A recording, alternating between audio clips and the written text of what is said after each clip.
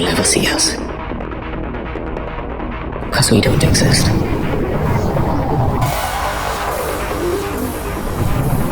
You'll never hear about us. Because it never happened.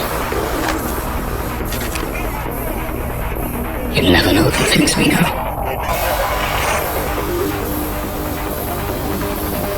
And because we don't exist, you're safe. You'll never feel a close shave.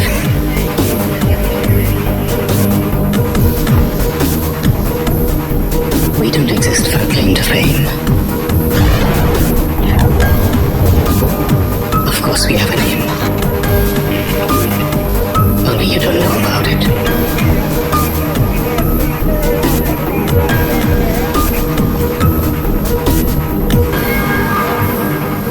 We don't exist so that you can. जय स्वामीनारायण। मैं Shri Swaminarayan English medium school CBSE की छात्रा राशि पटेल। मैं उन्नति भानुशाली। आज हम भारत की आन बान और शान भारतीय सेना के बारे में बात करेंगे। भारतीय सेना एक ऐसी फौज जो सिर्फ जंगों में नहीं बल्कि हर मुश्किल घड़ी में अपने देश के साथ खड़ी रहती है। भारतीय सैन्य इतिहास काफी समृद्ध और विविधताओं से परिपूर्ण है। इन्होंने शक्तिशाली नई नई रणनीतियों को अपनाकर हमें सफलता प्रदान की है। इनके कौशल्य व मूल्यों के महत्वपूर्ण योगदान से आप भली भांति परिचित हैं। आप सभी को पता है, मैंने हाल ही में हमारी भारतीय प्राचीन रणनीतियों के बारे में पढ़ा है। हमारे यहाँ की रणनीतियाँ भी काफी अद्वितीय थी। सच में? कौन सी रणनीतियाँ तुम्हें अद्वितीय लगी? उदाहरण के लिए चाणक्य ने अपनी चाणक्य नीति, जिसमें उन्होंने काफी सारी सैन्य रणनीतियों का उल्लेख किया है। उन्होंने दुश्मन की कमजोरी पर ध्यान देना और छापामार युद्ध की तकनीकी के बारे में बताया है। चाणक्य की बातें तो मशहूर है, पर क्या हमारे राजाओं के पास भी कुछ खास युद्ध रणनीतियाँ थी? मौर्य साम्राज्य के सम्राट अशोक ने अपनी सैन्य शक्ति को कुशलता से प्रबंधित किया है। उनकी सेना में पेशावर सैनिकों की एक अच्छी तरह से प्रशिक्षित कोर थी।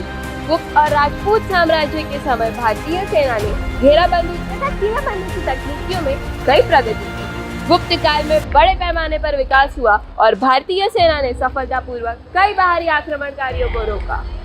भारतीय सेना की शुरुआत 1776 में हुई थी। ईस्ट इंडिया कंपनी के समय पर ब्रिटिश राज के दौरान ये फौज कई जंगों में लड़ी, लेकिन असली पहचान मिली 1947 के बाद, जब भारत आजाद हुआ। आजादी के बाद 1947-48 में हुई कश्मीर की लड़ाई। हमारे सैनिकों ने अपनी जान की बाजी लगाकर कश्मीर को जिताया और उसके बाद 1965 और 1971 में पाकिस्तान के खिलाफ लड़ी गई जंगों में हमारे सैनिकों ने दिखाया वीरता क्या होती है। 1971 की जंग के बाद बांग्लादेश का निर्माण हुआ और उन्होंने दिखा दिया कि इंसानियत और शौर्य क्या होता है। हमारे सैनिकों की वीरता ने हर किसी ने सलाम किया। कारगिल 1999 एक ऐसी जंग जिसमें हर हिंदुस्तानी ने अपने सैनिकों के साथ दिल से दुआ की, टाइगर चोटी पर तिरंगा लहराया और दुश्मनों को हराया।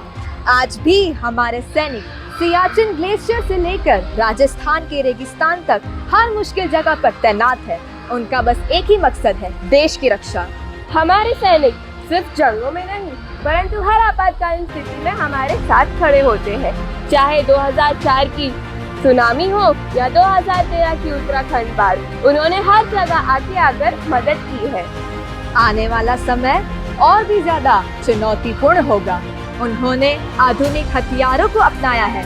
वे अपनी जिंदगी से ज्यादा अपनी पवित्र माँ धरती से प्रेम करते हैं। आज हम उन सब शहीद सैनिकों को श्रद्धांजलि देते हैं जिन्होंने अपनी जान दी ताकि हम आजाद रहें। वे अमर है और उनका बलिदान कभी भूल नहीं सकते। हमारे सैनिक जो अपनी जिंदगी और अपने परिवार से पहले अपने देश को रखते हैं, उनके लिए हम सबका शुक्रिया।